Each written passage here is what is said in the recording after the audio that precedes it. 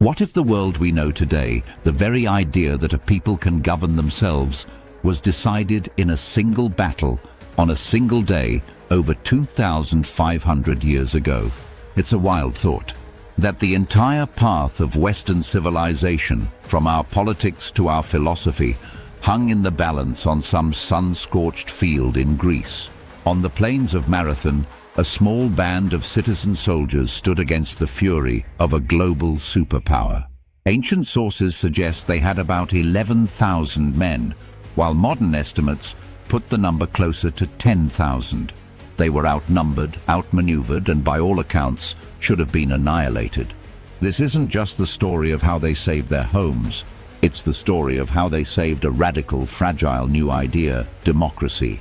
An idea that would survive the crucible of battle and go on to shape the future of the world. The gathering storm. To really get the stakes at Marathon, we have to go back to 490 BCE. At the time, the world was dominated by one colossal power, the Persian Empire. It stretched from the Aegean Sea to the deserts of India, a mosaic of conquered peoples ruled by one man, the great king, Darius I.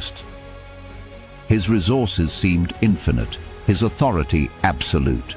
The Persian war machine was the most feared on earth, famous for its disciplined infantry, deadly archers, and powerful cavalry. And in the shadow of this giant lay Greece, a scattered collection of fiercely independent, often bickering city-states. But one of them was different. Athens.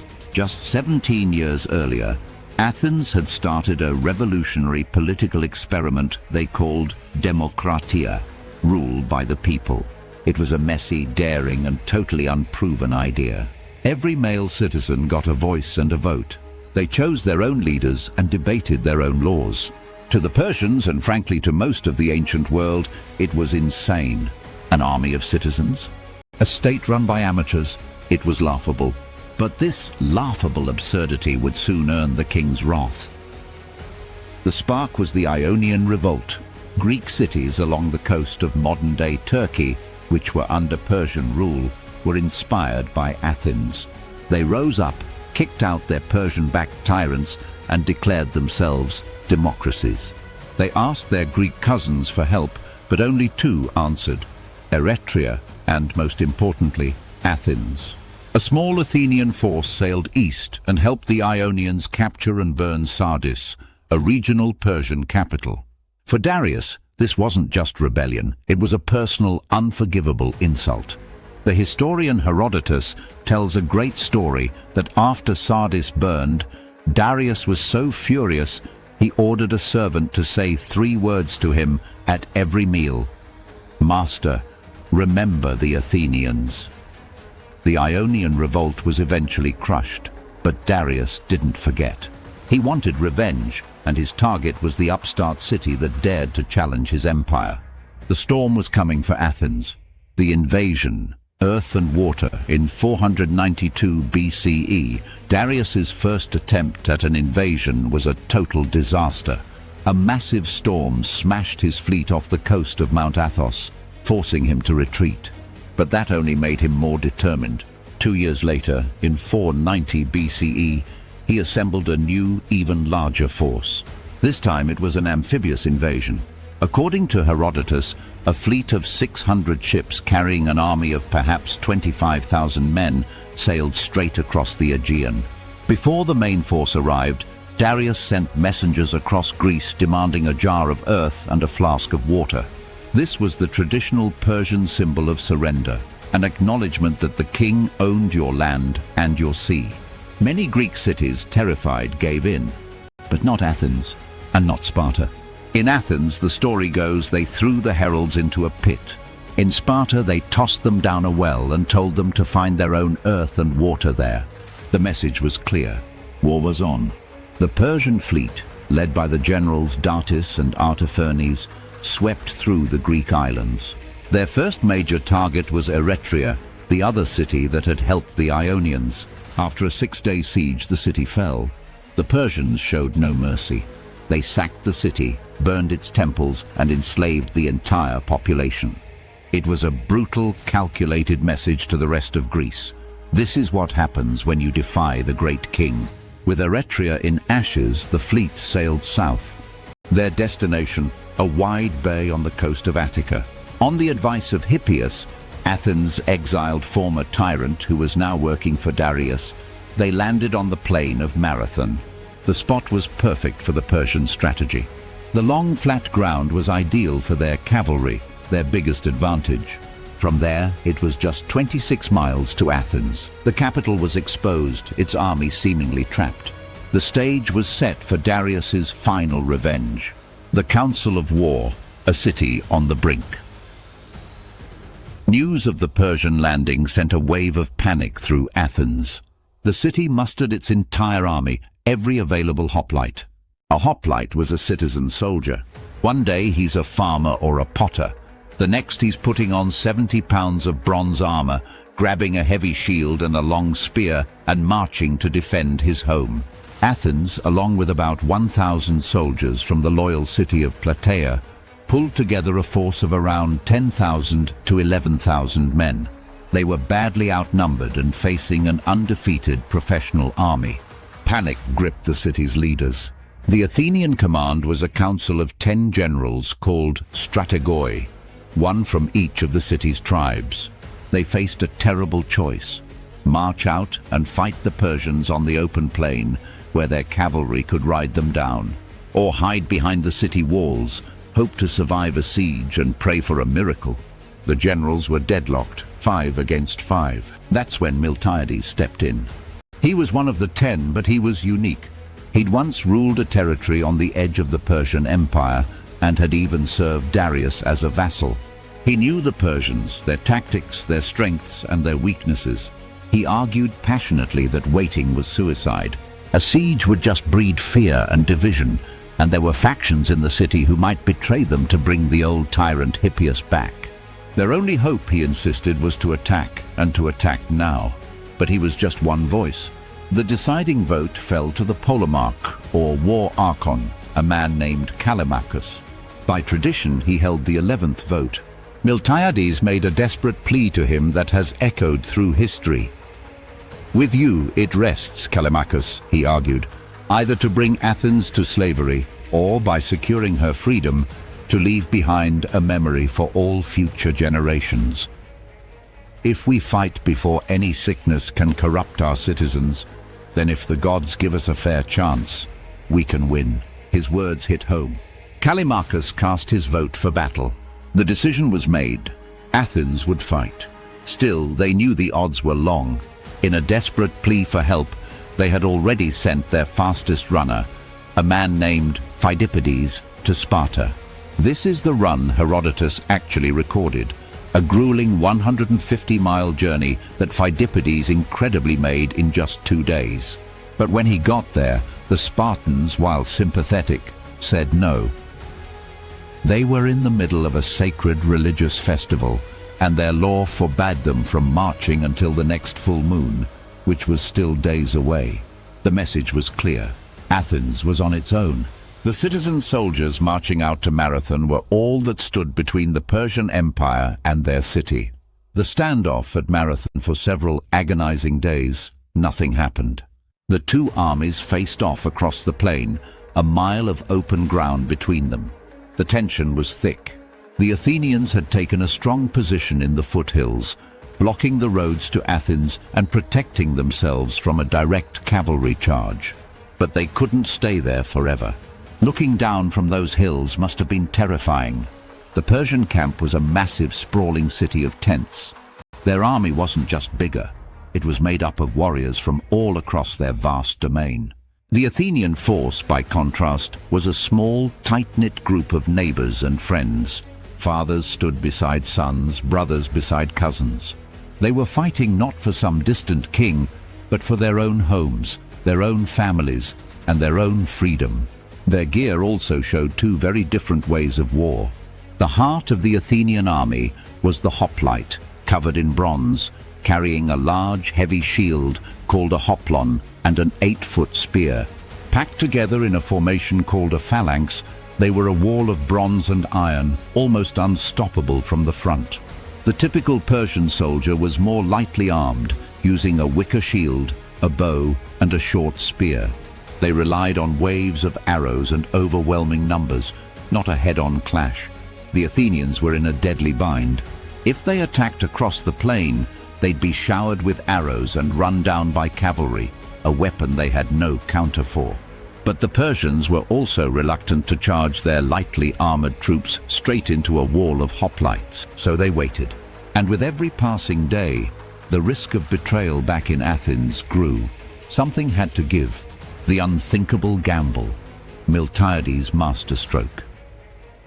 Then, after days of waiting, the moment came.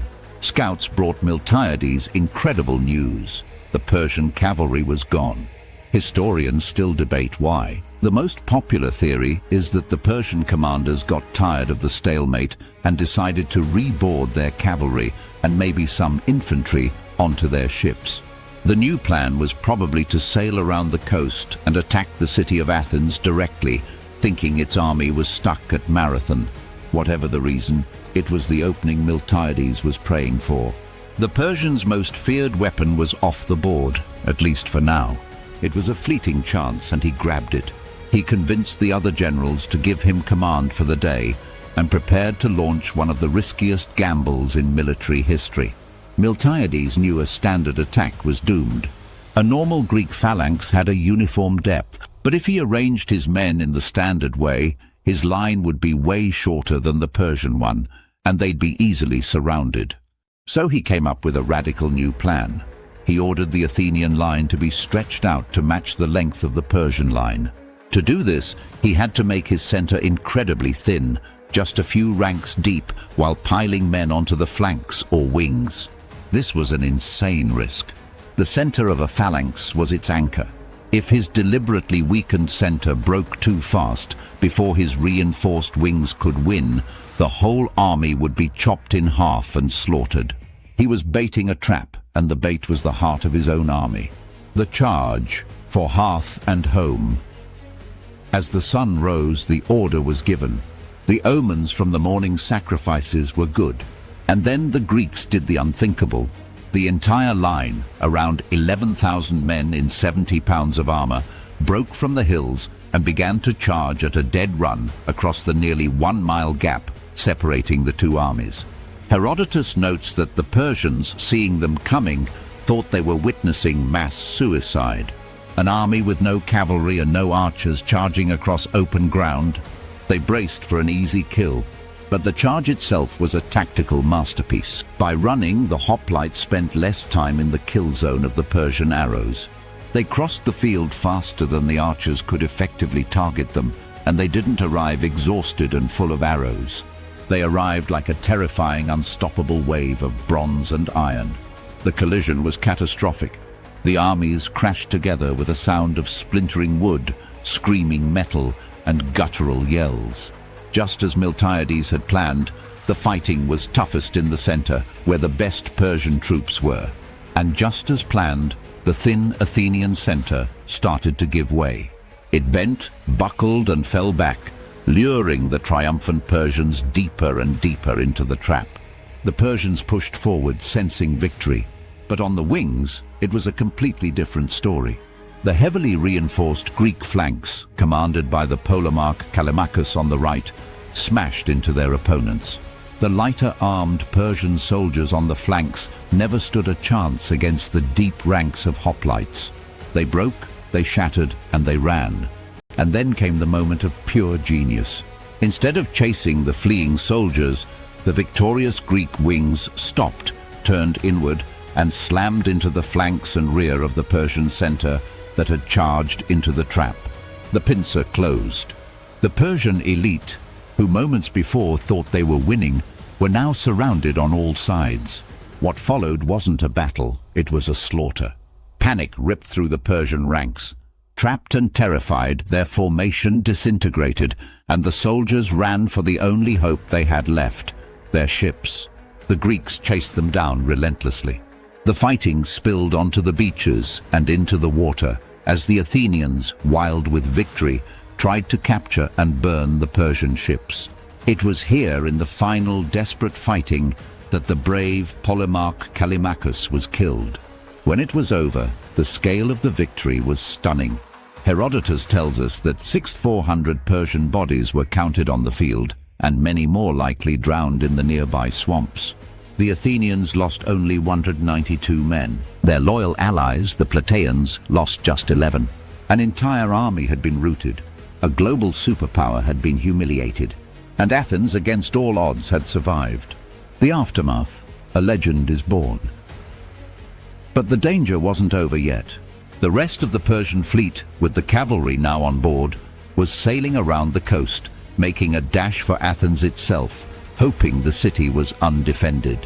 The victorious but exhausted Athenian soldiers couldn't rest.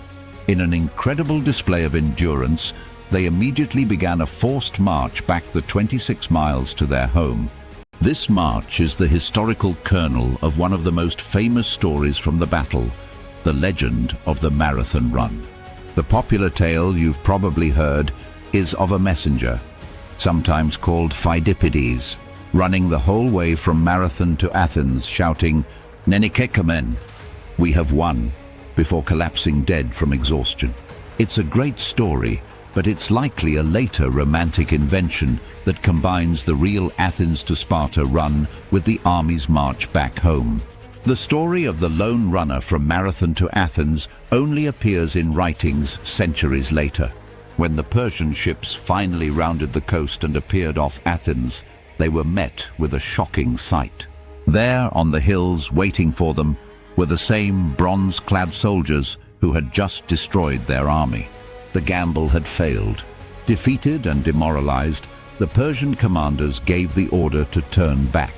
They sailed for Asia, their invasion in ruins. A few days later, the Spartan army finally arrived, their festival over. They marched to Marathon not to fight, but to witness what had happened.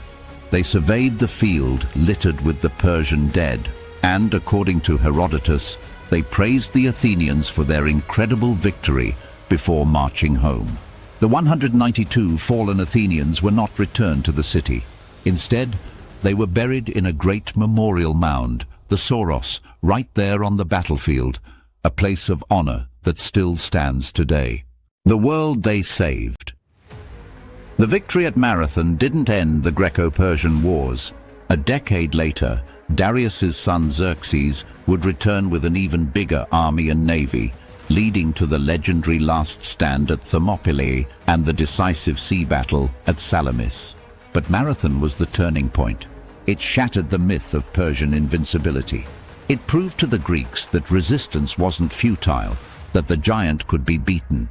But the real significance of Marathon is arguably much, much greater than that. What if the Athenians had lost? Many historians argue that a Persian victory would have meant the total destruction of Athens and its radical new government. The democratic experiment, just a few decades old, would have been brutally snuffed out.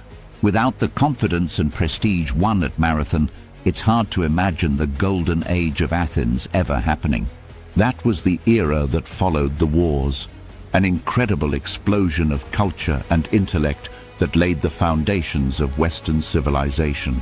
The philosophy of Socrates, Plato, and Aristotle, the plays of Aeschylus, Sophocles, and Euripides, the histories of Herodotus and Thucydides, the architectural wonder of the Parthenon, all of it bloomed in the freedom and self-belief secured by the victory at Marathon. These aren't just names in a textbook. They are the sources of Western thought. The Socratic method, Platonic ideals of justice, Aristotelian logic. These ideas have echoed through the Roman Republic, the Renaissance, the Enlightenment, and into the halls of modern governments and universities. The British philosopher John Stuart Mill went so far as to claim that the Battle of Marathon, even as an event in English history, is more important than the Battle of Hastings. He was arguing that Marathon saved the Greek spirit of freedom and inquiry that defines the West. Conclusion. So, the story of Marathon is more than just a battle. It's a powerful lesson in how a small group of determined people fighting for an idea can change the course of history. Those men weren't professional soldiers, they were citizens. They were farmers and craftsmen who dared to believe that they could be the masters of their own fate. On that one bloody day, they didn't just defend a city, they defended a principle. The idea that a government could belong to its people, that citizens could have a voice, and that freedom was something worth dying for. That fragile idea, saved from being wiped out on the plains of Marathon, is their immortal legacy. It's a legacy that lives on in every free society on Earth today. In a very real sense, the world we know was born in the dust and blood of that impossible victory. If you found this journey into the past compelling, be sure to subscribe and hit the like button to help us bring more of these pivotal historical moments to light. And let us know in the comments, what other battles do you think changed the course of history? Thanks for watching.